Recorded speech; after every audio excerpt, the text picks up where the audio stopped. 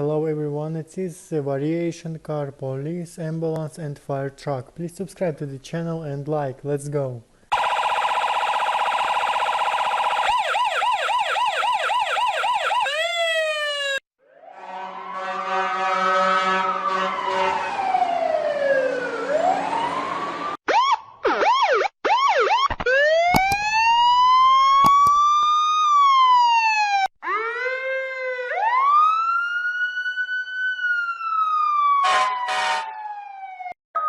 Attention, this is a police message.